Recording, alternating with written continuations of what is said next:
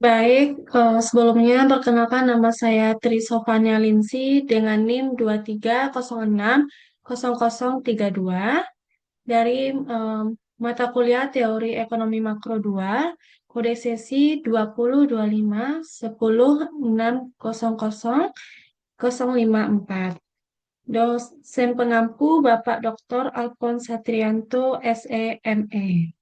Baik, di sini saya akan mempresentasikan bab 8, yaitu pertumbuhan ekonomi 2, teknologi, bukti empiris, dan kebijakan dari buku Menkeu.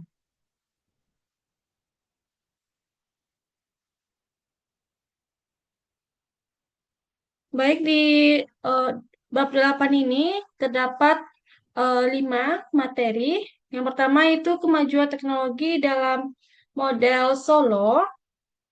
Yang kedua yaitu dari teori pertumbuhan sampai data empiris pertumbuhan. Yang ketiga, kebijakan untuk mendorong pertumbuhan. Yang keempat, di luar model Solo, teori pertumbuhan endogen. Yang kelima yaitu kesimpulan. Sebelum lanjut, dalam bab 8 ini terdapat pendahuluan. Eh, Pada bab ini meneruskan analisis kita tentang kekuatan-kekuatan yang mengarahkan pertumbuhan ekonomi jangka panjang dengan versi dasar dari model pertumbuhan Solo sebagai titik awal. Kita jalani 4 tugas baru. Yang pertama itu membuat model Solo lebih umum dan realistis. Kedua, berpindah dari teori ke fakta empiris, yaitu dapat mempertimbangkan apakah model Solo sesuai dengan fakta. Yang ketiga, mengkaji bagaimana kebijakan publik suatu negara bisa mempengaruhi tingkat dan pertumbuhan standar kehidupannya. Yang keempat, mempertimbangkan hasil dari model Solo. Seperti yang telah dibahas sebelumnya, model Solo itu membantu kita untuk memahami dunia ini dengan membuatnya menjadi sederhana. Baik, lanjut pada bab 8 ini. Kita memasuki materi yang pertama, yaitu kemajuan teknologi dalam model Solo. Sejauh ini, eh, mengenai model Solo itu mengasumsikan hubungan yang tidak berubah antara input modal dan tenaga kerja serta output barang dan jasa. Tetapi model itu bisa dimodifikasi untuk mencakup kemajuan teknologi yang merupakan variabel eksogen yang meningkatkan kemampuan masyarakat untuk berproduksi sepanjang waktu. Dan terdapat efisiensi tenaga kerja.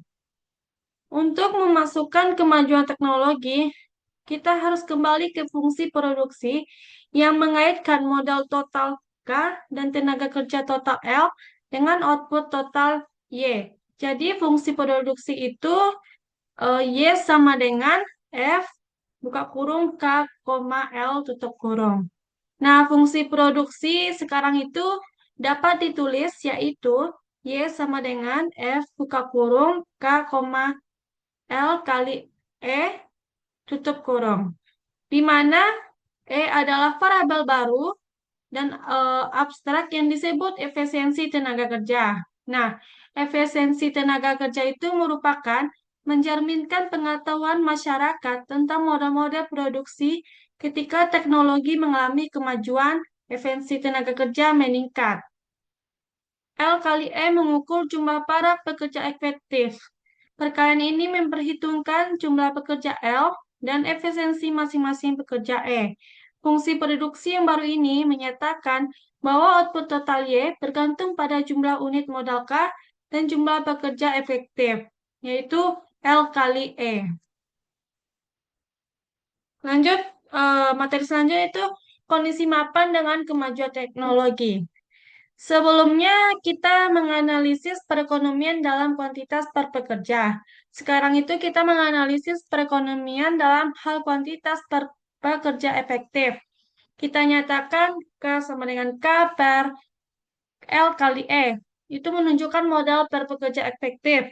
Dan Y sama dengan Y per L kali E menunjukkan output per pekerja efektif. Dengan definisi ini, kita bisa menuliskan kembali yaitu Y sama dengan SFK. Analisis kita tentang perekonomian menghasilkan hasil ketika kita mengkaji pertumbuhan populasi bersamaan yang menunjukkan evolusi K sepanjang waktu sekarang berubah menjadi delta K sama dengan SFK dikurang delta ditambah N ditambah G tutup kurung K. Seperti sebelumnya, perubahan persediaan modal delta K sama dengan investasi SFK. Dikurangi investasi pulang pokok yaitu delta ditambah N ditambah G tutup kurung K.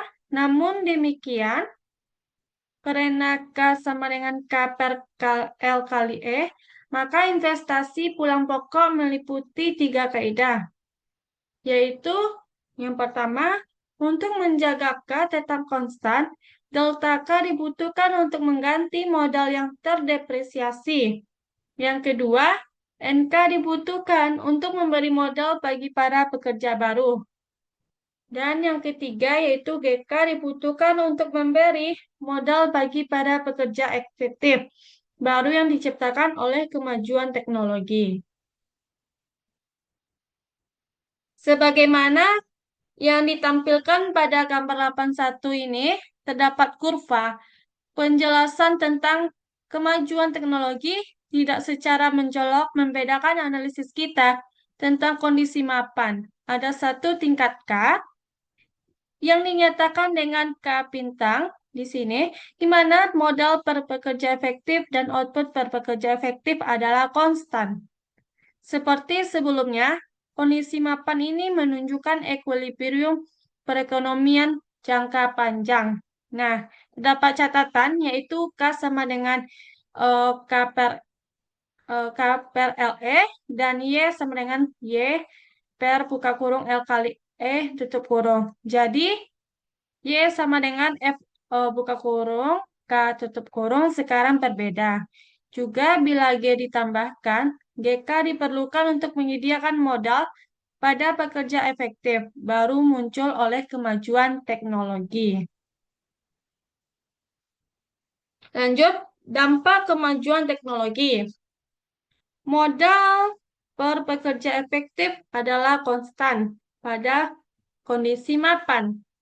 Karena Y sama dengan FK, output per pekerja efektif juga konstan. Namun efisiensi tiap pekerja aktual tumbuh pada tingkat G. Jadi, output per pekerja Y per L sama dengan Y kali E juga tumbuh pada tingkat G. Output totalnya yaitu Y sama dengan Y kali buka kurung E kali L tutup kurung tumbuh pada tingkat N ditambah G. Pengenalan kemajuan teknologi juga memodifikasi kriteria untuk kaidah emas. Tingkat modal kaidah emas sekarang didefinisikan sebagai kondisi mapan yang memaksimalkan konsumsi per pekerja efektif. Jadi, kita dapat menunjukkan bahwa konsumsi kondisi mapan per pekerja efektif adalah C bintang sama dengan F buka kurung K bintang tutup kurung dikurang buka kurung delta ditambah N ditambah G tutup kurung K bintang. Nah, konsumsi kondisi mapan dimaksimalkan jika MBK sama dengan delta ditambah N ditambah G. Nah, kita dapat menyusun ulang yaitu MBK dikurang delta sama dengan N ditambah G. Yakni pada tingkat modal kaidah emas, produk marginal modal neto MPK dikurang delta sama dengan tingkat pertumbuhan output total L N ditambah G. Karena perekonomian aktual mengalami baik pertumbuhan populasi dan kemajuan teknologi, kita harus menggunakan kriteria ini untuk mengevaluasi apakah perekonomian aktual ini memiliki modal lebih banyak atau sedikit daripada perekonomian kondisi mapan kaidah emas. Baik, selanjutnya pada materi kedua yaitu dari teori pertumbuhan sampai data empiris pertumbuhan. Sejauh ini di dalam bab ini kita telah diperkenalkan dengan kemajuan teknologi eksogen dalam model Solo untuk menjelaskan pertumbuhan yang berkelanjutan dari standar kehidupan. Kita kemudian menggunakan kerangka kerja teoritis sebagai lensa untuk melihat isu-isu penting yang dihadapi oleh pembuat kebijakan. Sekarang mari kita diskusikan apa yang terjadi saat teori dihadapkan dengan fakta. Baik, materi yang pertama itu konvergensi. Menurut model Solo, kemajuan teknologi menyebabkan nilai berbagai variabel meningkat secara bersamaan pada kondisi mapan. Hal ini yang disebut pertumbuhan yang seimbang atau balance growth, bekerja dengan baik dalam mendeskripsikan data panjang bagi perekonomian Amerika Serikat. Sifat mengejar ketinggalan disebut konvergensi. Jika tidak ada konvergensi, negara yang awalnya miskin akan tetap miskin. Model Solo membuat prediksi tentang kapan konvergensi akan terjadi. Menurut model, apakah dua perekonomian akan bertemu bergantung pada mengapa mereka berbeda pada awalnya, yaitu tingkat tabungan, tingkat pertumbuhan populasi, dan akumulasi human capital. Lanjut yaitu akumulasi faktor versus efisiensi produksi. Dilihat dari sisi akuntansinya, perbedaan internasional dalam pendapatan per kapita dapat dibagi menjadi dua. Yang pertama yaitu faktor faktor produksi seperti kuantitas modal fisik dan human kapital.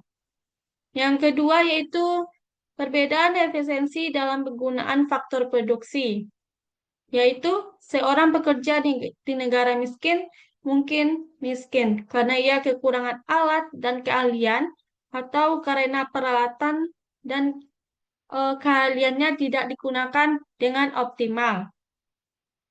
Untuk menjelaskan hal ini dengan model Solo, pertanyaannya, apakah kesenjangan yang besar antara si kaya dan si miskin disebabkan oleh perbedaan akumulasi modal atau termasuk sumber daya manusia atau perbedaan fungsi produksi?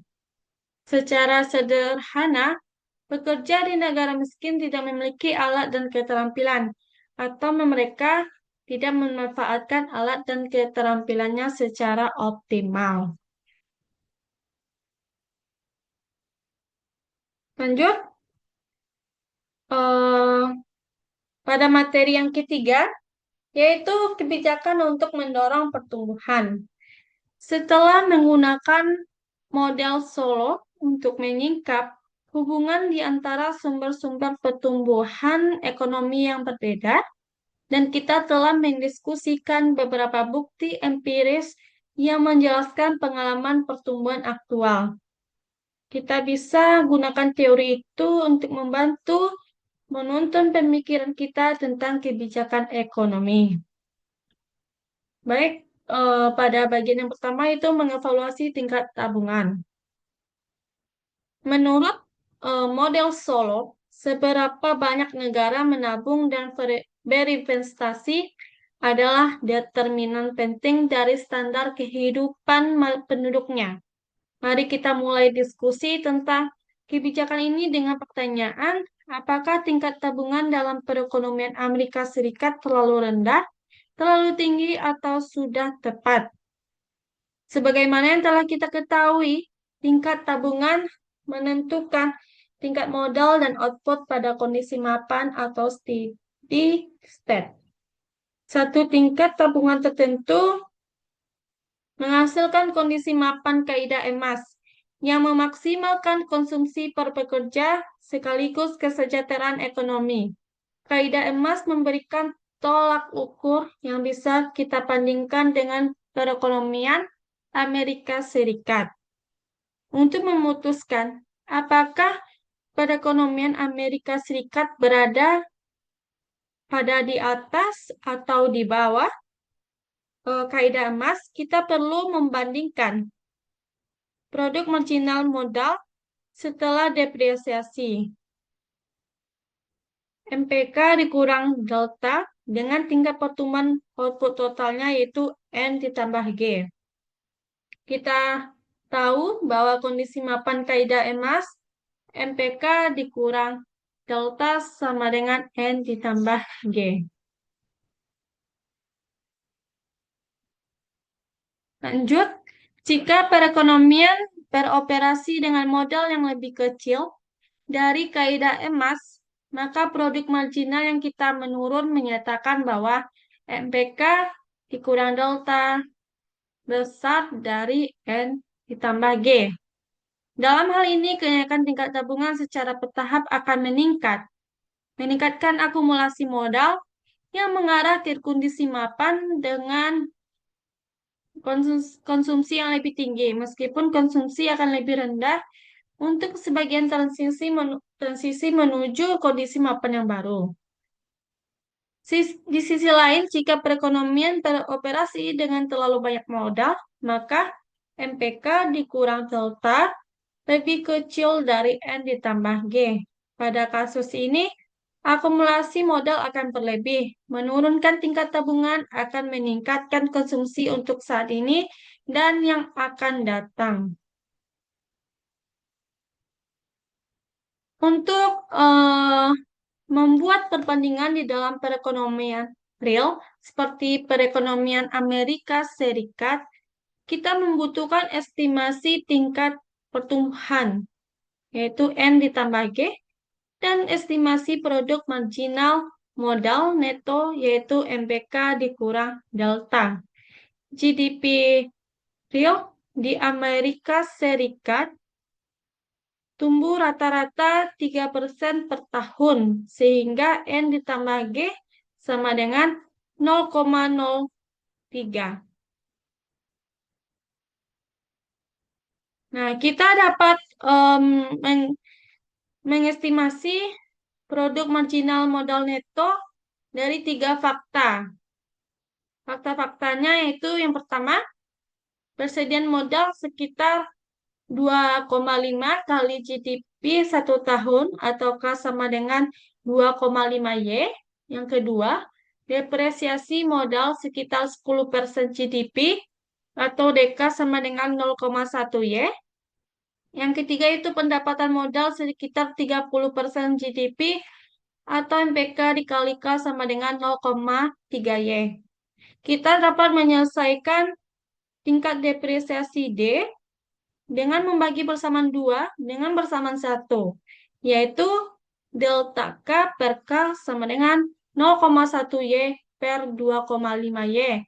Dengan hasilnya itu delta sama dengan 0,04. Dan kita dapat menyelesaikan produk marginal modal atau MPK dengan membagi persamaan 3 dengan persamaan 1, yaitu MPK dikali K per K sama dengan 0,3Y per 2,5 Y, dengan hasilnya itu MPK sama dengan 0,12. Jadi kesimpulannya, sekitar 4% persediaan modal terdepresiasi tiap tahun, dan produk marginal modal sekitar 12% per tahun. Produk marginal modal neto MPK dikurang D sekitar 8% per tahun. Baik, lanjut. Kita sekarang dapat melihat bahwa pengembalian modal yaitu MPK dikurang delta sama dengan 8% per tahun, jauh di atas tingkat pertumbuhan perekonomian yaitu N ditambah delta sama dengan 3% per tahun. Ini merupakan mengindikasikan bahwa persediaan modal pada perekonomian Amerika Serikat itu jauh di bawah tingkat kaidah emas. Dengan kata lain, jika Amerika Serikat itu menabung dan menginvestasikan bagian yang lebih banyak dari pendapatannya, Amerika Serikat itu akan tumbuh lebih cepat dan akhirnya mencapai kondisi mapan dengan konsumsi lebih tinggi. Tabungan baik selanjutnya yaitu mengubah tingkat tabungan. Tabungan masyarakat adalah selisih antara apa yang pemerintah terima dan pendapatan pajak dikurangi apa yang dibelanjakannya. Ketika pengeluaran itu besar dari pendapatan, maka terjadi defisit anggaran. Nah, ketika pengeluaran itu kecil dari pendapatan, maka terjadi surplus anggaran. Nah, tabungan swasta adalah tabungan yang dilakukan rumah tangga dan perusahaan. Lanjut, membangun institusi yang tepat. Seperti yang telah kita diskusikan sebelumnya, beberapa ekonom yang mempelajari perbedaan standar kehidupan pada negara-negara di dunia mengaitkan perbedaan ini pada input modal manusia dan modal fisik. Sementara ekonom lainnya eh, mengaitkannya pada produktivitas di mana input-input tersebut digunakan. Salah satu alasan mengapa setiap negara itu memiliki tingkat efisiensi produksi yang berbeda-beda adalah karena mereka memiliki institusi yang berbeda dalam memberikan petunjuk tentang pengalokasian sumber daya langka yang tersedia di negara tersebut. Menciptakan institusi yang tepat penting agar kita dapat memastikan sumber daya yang tersedia dialokasikan sebaik-baiknya. Perbedaan institusi penting lainnya yang terjadi antar negara adalah kualitas dari pemerintahan negara itu sendiri. Suatu pemerintah yang ideal harus berperilaku sebagai tangan yang menolong, yang disebut helping hand, pada sistem pasar, perlindungan hak milik, pelaksanaan perjanjian yang telah disetujui, promosi kompetisi, penindakan pelaku kejahatan, dan lain sebagainya. Namun terkadang pemerintah itu menyimpang dari bentuk ideal ini dan berperilaku lebih sebagai tangan yang menyerobot, yaitu dengan menggunakan wewenang yang dimiliki negara untuk memperkaya sekelompok kecil individu sementara masyarakat luas itu menderita. Studi empiris membuktikan bahwa tindakan korupsi yang cukup tinggi di suatu negara merupakan faktor penentu yang cukup penting bagi pertumbuhan ekonomi. Lanjut, mendorong kemajuan teknologi. Model Solo menunjukkan bahwa pertumbuhan berkelanjutan dalam pendapatan per pekerja harus berasal dari kemajuan teknologi. Model Solo namun menganggap kemajuan teknologi sebagai variabel eksogen dan karenanya tidak menjelaskannya. Baik, selanjutnya pada materi yang keempat, yaitu di luar model Solo, teori pertumbuhan endogen. Teori pertumbuhan endogen menolak asumsi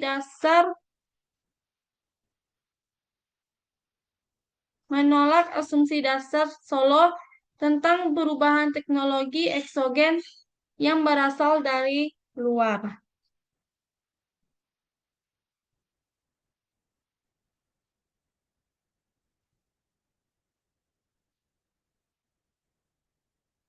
Untuk memahami sepenuhnya proses eh, pertumbuhan ekonomi, kita perlu keluar dari model Solo dan mengembangkan model-model yang menjelaskan kemajuan teknologi yang berasal dari luar. Model-model ini sering disebut teori pertumbuhan endogen, endogenous growth theory, karena menolak asumsi model Solo tentang perubahan teknologi yang berasal dari luar atau eksogen, meskipun bidang teori pertumbuhan endogen sangat luas dan kadang-kadang kompleks. Nah, terdapat model dasar. Untuk menggambarkan gagasan di belakang teori pertumbuhan endogen, kita mulai dengan fungsi produksi sederhana, yaitu Y sama dengan AK, di mana Y adalah output, K adalah persediaan modal, dan A adalah konstanta yang mengukur jumlah output yang dihasilkan tiap unit modal. Dengan perhatikan fungsi produksi ini tidak memiliki pengembalian modal yang kian menurun. Satu unit modal tambahan menghasilkan A, unit output tambahan berapapun modal yang ada. Ketika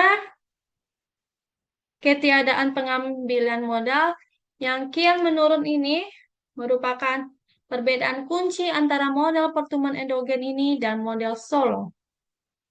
Nah, kita gambarkan akumulasi modal dengan persamaan yang mirip dengan yang kita gunakan sebelumnya, yaitu delta K sama dengan SY dikurang delta K. Nah, persamaan ini menyatakan bahwa perubahan persediaan modal atau delta K sama dengan investasi SY dikurangi depresiasi delta K. Kita dapat menggabungkan persamaan ini dengan fungsi produksi dengan menyusun ulang dan mendapatnya yaitu delta K, delta Y per Y sama dengan delta K per K sama dengan SA dikurang delta.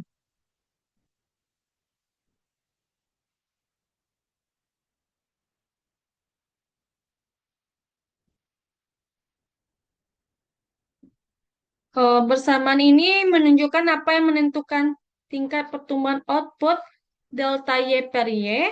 Lihat selama SA lebih besar dari delta, pendapatan perekonomian tumbuh selamanya. Meskipun tanpa asumsi kemajuan teknologi eksogen. Jadi perubahan sederhana dalam fungsi produksi bisa mengubah secara dramatis prediksi tentang pertumbuhan ekonomi.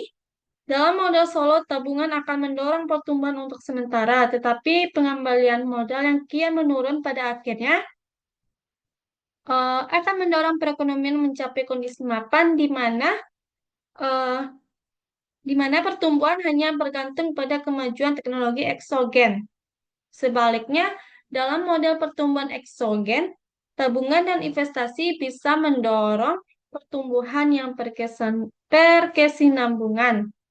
Tetapi, apakah beralasan untuk menolak asumsi pengembalian modal yang kian menurun? Jawabannya tergantung pada bagaimana kita menginterpretasikan variabel K dalam fungsi produksi, yaitu Y sama dengan AK.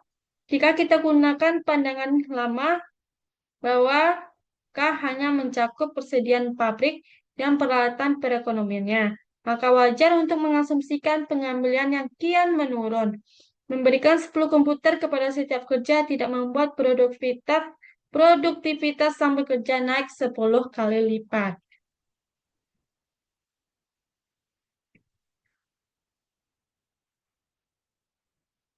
Lanjut, delta Y per Y sama dengan delta K per K sama dengan SA dikurang delta.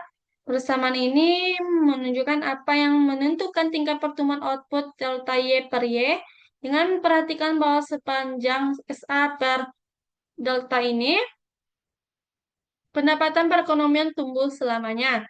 Bahkan asumsi kemajuan teknologi eksogen. Pada model solo, tabungan mendorong pertumbuhan sementara, tapi pengembalian model yang kian menurun akhirnya mendorong perekonomian mendekati kondisi mapan di mana pertumbuhan hanya bergantung pada kemajuan teknologi eksogen. Sebaliknya, pada model pertumbuhan endogen, tabungan dan investasi bisa mendorong pertumbuhan yang berkesinambungan.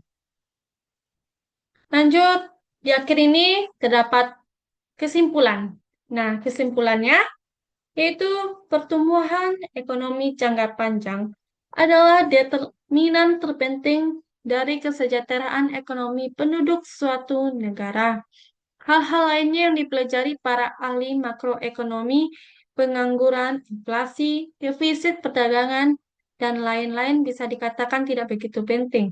Untungnya para ekonom cukup banyak mengetahui tentang kekuatan-kekuatan yang mengarahkan pertumbuhan ekonomi. Modal pertumbuhan solo dan modal-modal pertumbuhan endogen yang lebih mutakhir menunjukkan bagaimana tabungan, pertumbuhan populasi, dan kemajuan teknologi berinteraksi dalam menentukan tingkat serta pertumbuhan standar kehidupan suatu negara. Meskipun tidak memberikan pil ajaib untuk menjamin perekonomian mencapai pertumbuhan yang pesat, teori-teori tersebut memberikan banyak wawasan dan memberikan kerangka kerja intelektual bagi banyak perdebatan tentang kebijakan publik yang bertujuan untuk meningkatkan pertumbuhan ekonomi pada jangka panjang. Baik, pada bab 8 ini yaitu tentang pertumbuhan ekonomi, teknologi, bukti empiris, dan kebijakan. Baik, saya telah mempresentasikan pada bab 8 ini, dan apabila ada kesalahan atau kekurangan, saya mohon maaf, dan saya mengucapkan terima kasih.